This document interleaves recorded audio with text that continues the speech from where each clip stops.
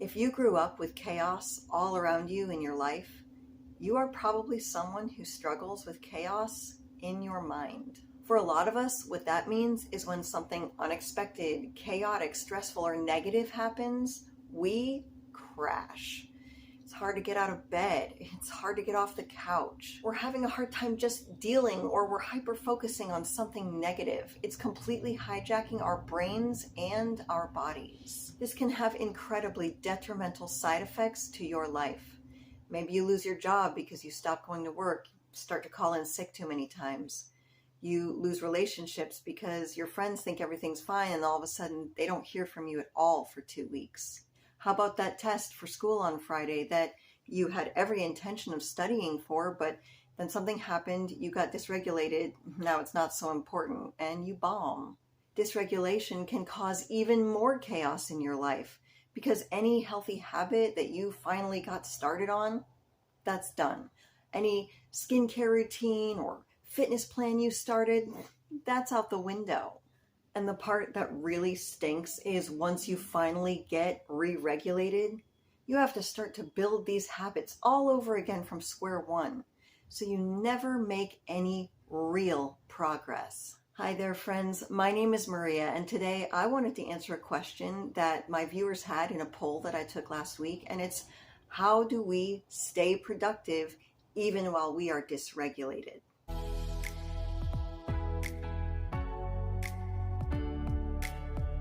Well, to start, I'd like to ask you to think about what kind of consistency do you currently have in your life, or what kind of consistency did you have growing up in your past? I know I grew up without a lot of consistency in my life, and then when I got older, I was always in inconsistent relationships, attracted to hot and cold guys that would be all over me one day and then wouldn't even answer my text messages the next. Even all my jobs were inconsistent. I worked retail and you never knew when someone was going to call in sick. And a lot of times the managers change your schedule every single week. You can never really plan for too much. It's always inconsistent. The inconsistency becomes normal to our physiology. And you know what else can be inconsistent? Adrenaline. Adrenaline rushes. Like when it feels almost manic and you're going to conquer the world for 2 or 3 days, but then you crash. I was definitely someone who would push through a big job for 3 days and barely sleep, and then I would crash for 3 or 4 days. And it was completely counterproductive to what I was trying to accomplish. I'd work so hard for a few days to try to push my business forward, but then for the next 4 days I wouldn't answer anybody's emails or text messages. It would have a completely negative effect on my business relationships, and it totally undid all the good that I tried to do when I was feeling on top of the world with the adrenaline rush. One of my other big downfalls with dysregulation is I could never consistently keep healthy habits. I would totally be on a roll with eating healthy and fitness habits, and then something negative would happen, particularly a rejection, and I would completely self-sabotage. I'd stop doing all of it, sometimes for weeks. I feel like things, especially breakups, where it's not just a one and done, you're going to get over that breakup as long as it takes you, and you can stay completely dysregulated for a pretty extended amount of time. And if you think being dysregulated for 1 day can do a lot of harm on your health and your relationships, try 6 months. Really imagine the damage it can do in the big picture of your life if you were dysregulated for 6 months. And I know if you're watching this video, you know exactly what kind of damage it can do. I lived like this for over 30 years until I had a night where I went through a particularly embarrassing rejection. If you'd like to know what that rejection is, I actually have a link to that YouTube video in the description down below. It's called The Worst Dating Advice I Ever Got That Changed My Life. And I'll tell you one of the big reasons my life changed after that rejection. I got a text message and I walked into my living room, and I already knew, because this is how I reacted to rejections for years, that I was going to have to completely write off the very next day. Oh, just might as well forget about doing anything productive. I'm going to sit on the couch. I'm going to eat junk food. I might stress text a few people or seek to other people that aren't good for me just to have a hit of dopamine or a hit of validation. But for whatever reason, and it could have only been grace, I did not choose to take that route. I said, no, I'm not going to give in to the dysregulation, and I got myself a kitty cat notebook. I just went into my room and I found a random from the thrift store notebook. It's super high tech, right? Don't knock it. It worked. What I wrote down in this notebook made a tremendous positive change in my life, and I would like to share that with you today. I would also like to share some ways that we can help prevent dysregulation in the future. So if you have not subscribed yet, please subscribe and hit the notification bell, because over the next probably about a week and a half, I will be releasing a video on things we can do to help prevent the dysregulation in the first place. I'll give you a couple tips at the end of the video, but for right now, let's start with what we can do when we begin to feel triggered. We know we're about to get dysregulated, or maybe we've started going through the dysregulation. We're going to grab a notebook, and here's what we're going to do. Now, I'm sure you can't see it on the camera, but I sat down on my couch and I planned out every single minute of my day the next day, because the rejection came in the evening for me. So I knew that the next morning I was going to wake up feeling like sludge, and I wasn't going to be able to mentally feel like I was strong enough to get anything done. I have a PDF for you in the description down below that you can download, and I'll go through.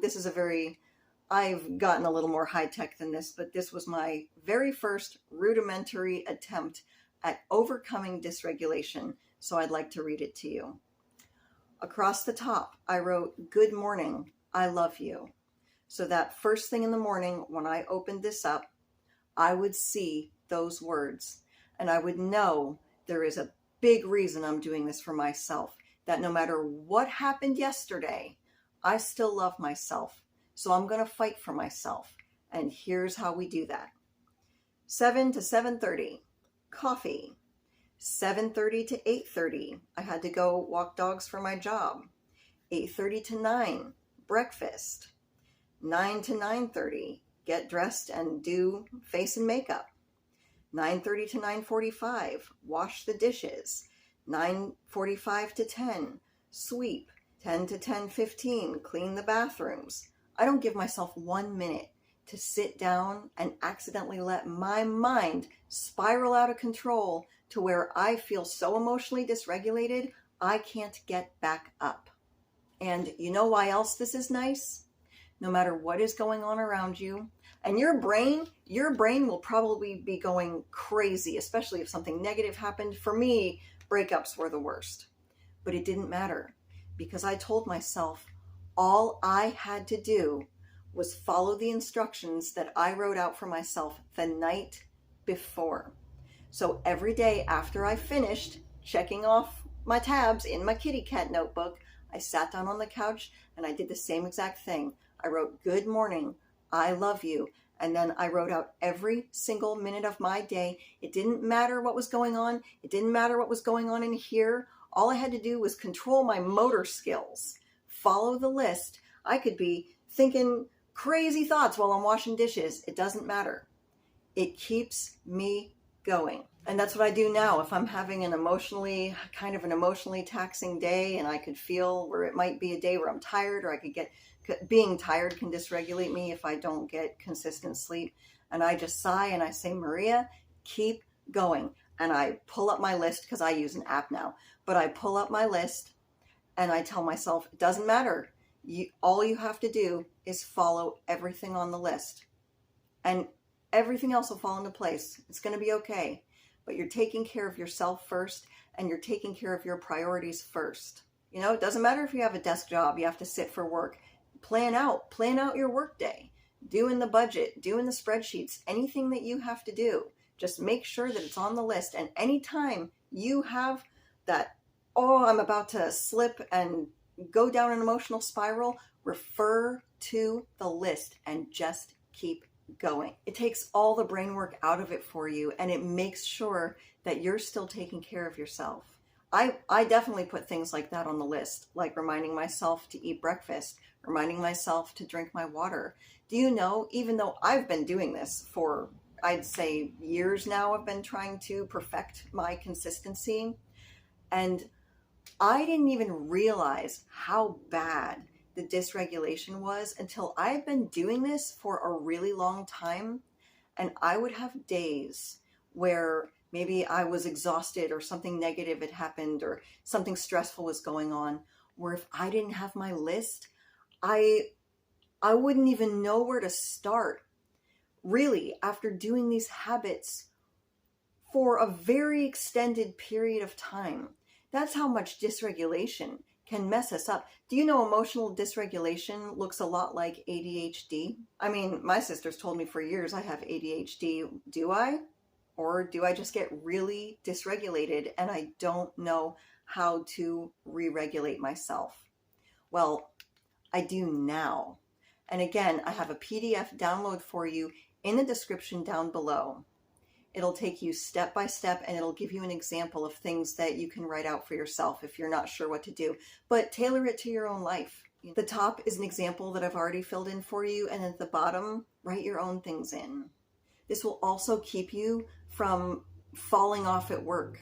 Like if you have a really important text that you have to send to somebody, put that in there. Text, I know on mine it was like text Dr. Taylor.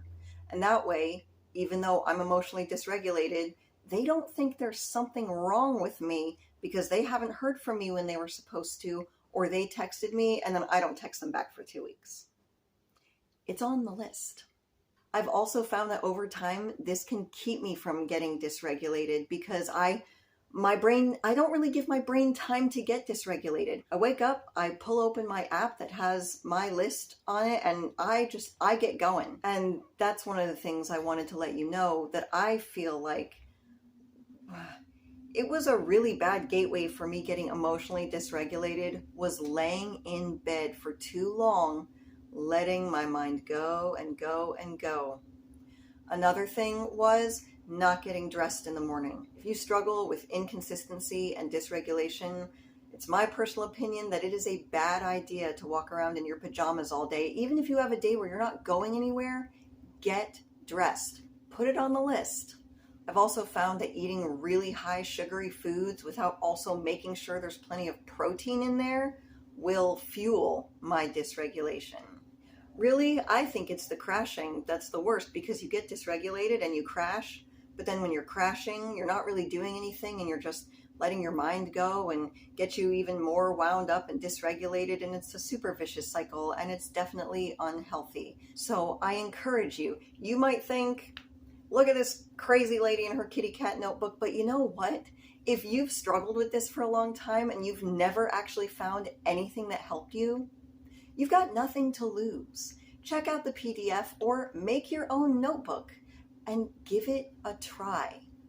When you can learn how to be more consistent and you can learn how to do healthy habits and maintain emotional self-control and regulate yourself no matter what is going on around you, it will bring you the most positive changes in your life.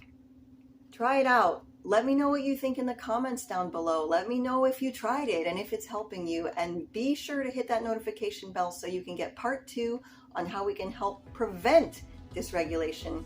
And I will talk to you very soon.